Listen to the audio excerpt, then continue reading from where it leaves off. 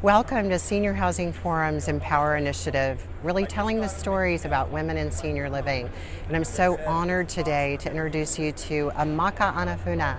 She is the Vice President of Operations for Senior Lifestyles, and we've known each other for a number of years, and I'm really here to tell her story, and I hope she'll share with you some of the stumbling blocks, maybe some of the spaces in her journey that will help you know that you can be brave and courageous as you stand up and raise your hand for opportunities in senior living. So when we think of Amaka, when we look at where you and I came from, I know I remember asking Sidarni Phillips at the time, as she was promoted at Brookdale, who do you want to replace you?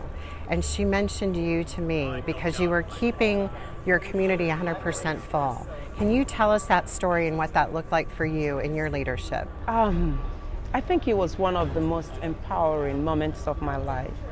I remember thinking that there is no way I can be the person that will fill this position, because I had just been promoted to a sales managerial position 6 months earlier. And I was thinking, oh, there are people more qualified and people with more years of experience than myself. And I remember calling Farah. I actually remember you were in Arizona. And you said, I am in Arizona in a meeting. Can I call you back? I said, sure.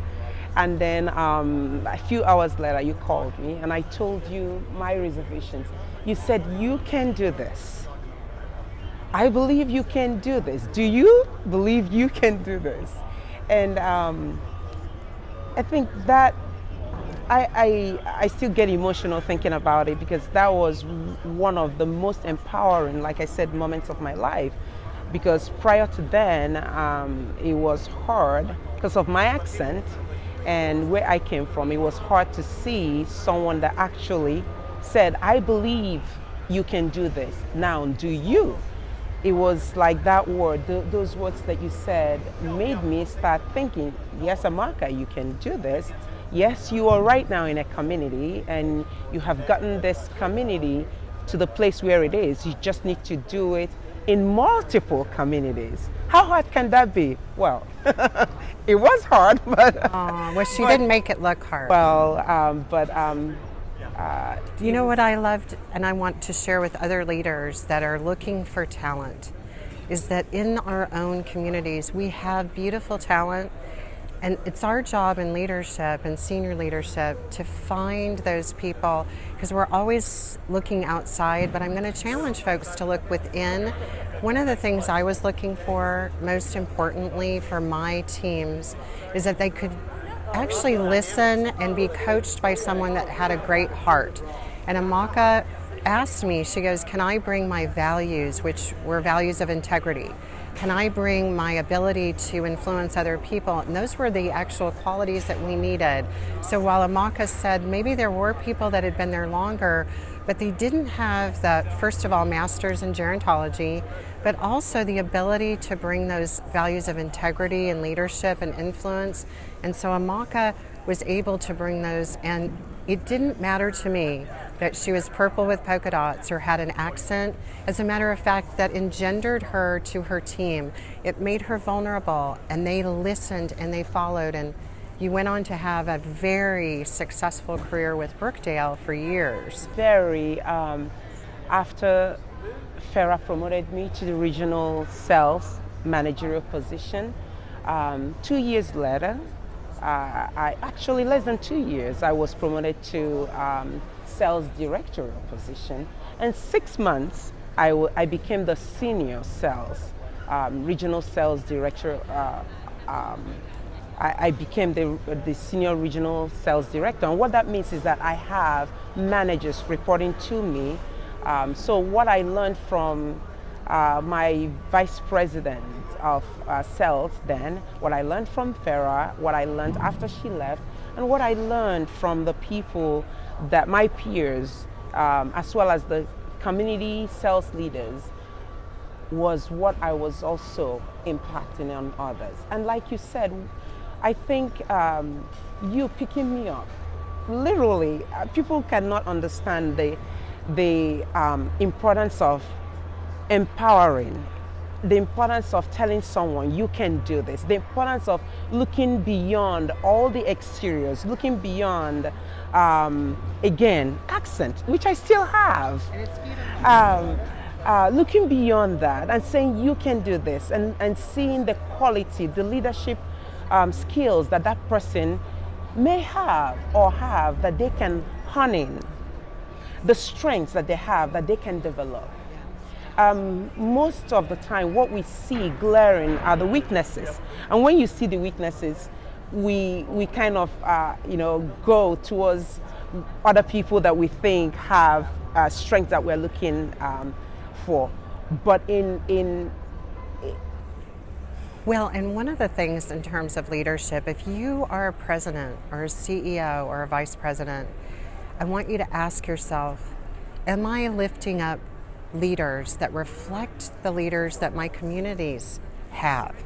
And one of the things that was so important, and I really challenge the leadership in senior housing today, is if our customers are 80% daughters, if our residents are 80% women, I call all of us as leaders, whether we're men or women, to remember that hiring a woman, especially a woman of color as well, and I want to say that I felt that that was a gift to bring to our communities, because the diversity of our caregiving teams and our leadership teams are reflected in Amaka's beauty from where she comes from, and also in her diversity. And that's so important as we talk about wanting to honor diversity. I call other leaders to really look to the team members that they have. I didn't know till I asked the question about Amaka's education. She was overly educated for the position she had, but it has served her so well. Could you speak to your master's in gerontology and how that took you into operations? I actually have two masters. I have my first one was I have, remember MSW? Oh, yes, I have right. masters in MSW. social work, and then I have the masters in gerontology. And I think I fell in love with gerontology because I come from a culture, Nigerian culture, where our seniors are revered. We see our seniors, the elderly, more like demigods. As a Christian, we see our elders next to Christ. And so, because we believe that wisdom, or everything you need to know about life, lies at the foot of the elderly. So when I had an opportunity to study gerontology, to learn more about seniors, I jumped into it. I jumped for it. And from there, I understand all the things that we have to learn to understand how to run our various communities. You have to understand the financial aspect of it. You have to understand the human aspect of it, which is critical to taking care of these precious individuals that their loved ones place in our hands. So my knowledge and my education and my degree helped, and I still believe today helps me be a better operator. Because that knowledge is vital. And speaking to what you said about diversity in leadership is so important. Like you said, in our communities, the employees, the staff, the member of the community, the people behind the lines, the line staff, pretty much 8 women out of 10. And it's amazing when I walk into a new community and I am meeting with all the staff for the first time, and I introduce myself and introduce my title. They're like, "Oh wow, you are the VP." It makes them feel wonderful that a woman can be in such a position. And one of my greatest pride, I would say, when I was in Brookdale, was that I had 11 regionals from my team, promoted from my team to regional sales, to regional director of operations, and it's because somebody else, you, Frankie Knighton, coached, mentored me to become who I was and who I am, and I wanted to turn that around and become that kind of person, that kind of leader to other leaders. And in our industry, we are really short. I know we talk about workforce, we talk about needing to recruit, but what I heard you say and what I really see as important is how do we retain our team? And when a team can see that a leader like Amaka, that looks like them, that has a path in her education, that has the support of her family and the support of her company, is willing to lead and lift her up, then I see that as an opportunity. And from what I understood in your teams, you kept a level of retention, very low turnover. So I see this as a recipe for success in our industry where everyone's talking about workforce and needing more teams. I think it needs to go back to nurturing the people we have. It does, Farah, and I tell my story all the time. One of the things you might have forgotten is that I actually started from the caregiving. That's right. I started with, trying to volunteer, and I walked into a community because I wanted to volunteer, and then they said, we are looking for a caregiver. I said, okay, what does that look like? That was how I actually got into this.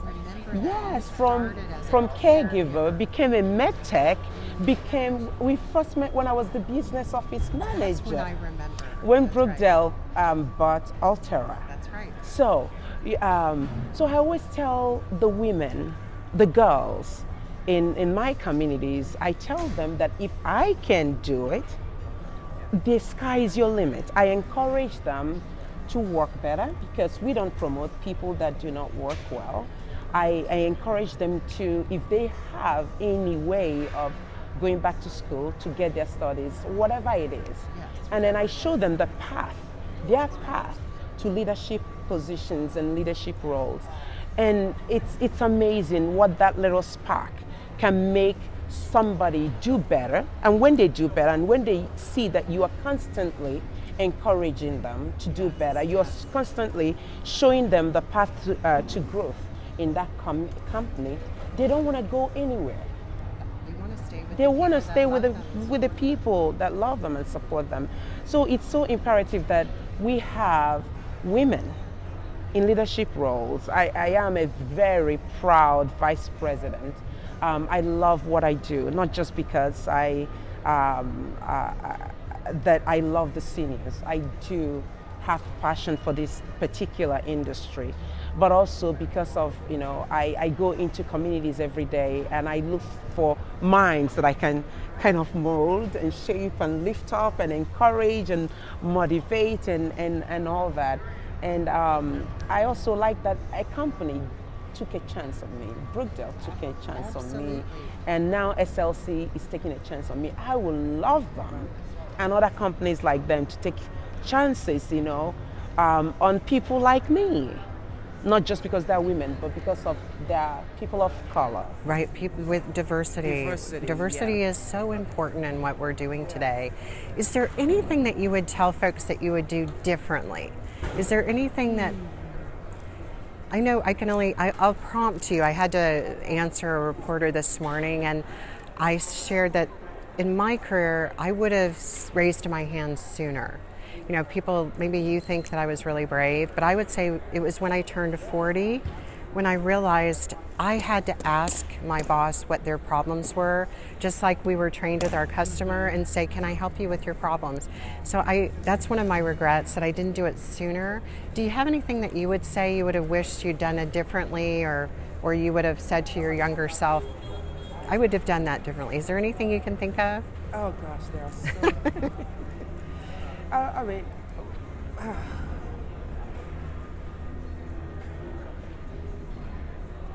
Well, you know what? While you think about that, maybe you can think about what's your 5-year plan? I know when people ask me, I usually say in 5 years I'll probably be an advisor. Do you have a view of what the future looks like for you 5 or 10 years from now? Quite frankly, 5 years from now, I'm hoping that I'm out of this field, either running my foundation full-time. Awesome. Yes. Or, to be a philanthropist. Yeah, exactly. To give back to community. That's incredible. That's my 5-10 years plan. Is there anything else you would say? What would you say to a young caregiver today that may be working a double shift today and thinking, how am I going to go to school? How is this going to work for me?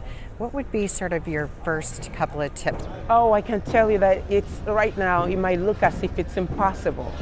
Because again, you're working double shifts and you're going to school, or you're not even going to school, and you're thinking, how am I going to get from here to that place that Amaka was telling me about? I can tell you that start with making a decision right on the spot, saying, I am going to do this, and Farah just asked me about a 5-year plan, and this plan was something I set up 10 years ago. And the funny thing is that 10 years ago, when I had that plan, I thought that it would be 5 years, and now I'm pushing it because I'm having so much fun in my career. But they said that 1,000 steps starts with one step. For every caregiver, every medtech, every business office manager out there that wants to become a regional, be in a regional position or a divisional or higher position in this industry, I can tell you that it's possible. And how is it possible? It's possible because if you look within your company or within your, even your small community, there will be a leader that you can identify with and share your desire that you want to grow. They will help you, again, put you on your path. They will say, okay, for you to get to this level, this is what you need to do, this is where you need to go, this is the classes you might need to take to get there.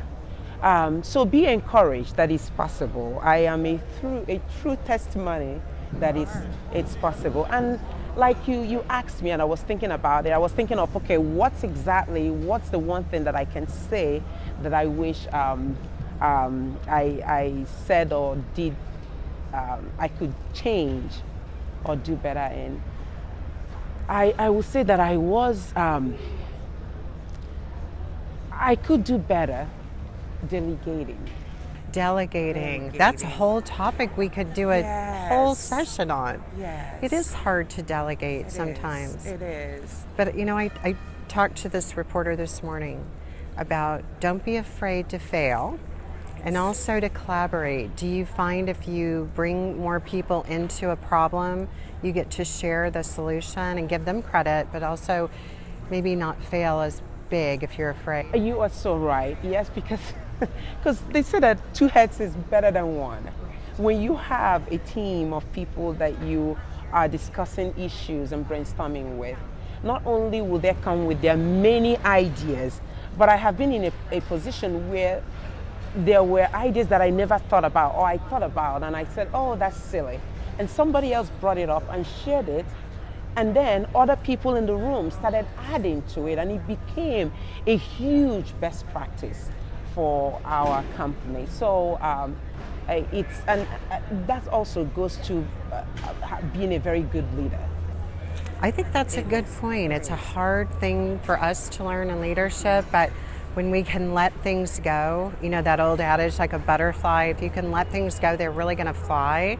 And I do think that with our team and our staff, and certainly when I reflect back so many years ago, Amaka, on the talent that you brought, and I think about what more you could have done and you did do, to think if anyone could have held you back, look at how many people are lifted up today. So I'm going to just ask and kind of close our conversation, because I know you have another appointment, but let's close our conversation now for any person, a man or a woman that's listening to Amaka share her story, and you have the power, you have the authority to look at your own team. And I ask you and I beg you to really look in the back office, look on the ground level at the caregiving team. We don't want to turn our team over, and we want to look at how can we lift those people up. Many of the companies today and leaders that are watching have education reimbursement.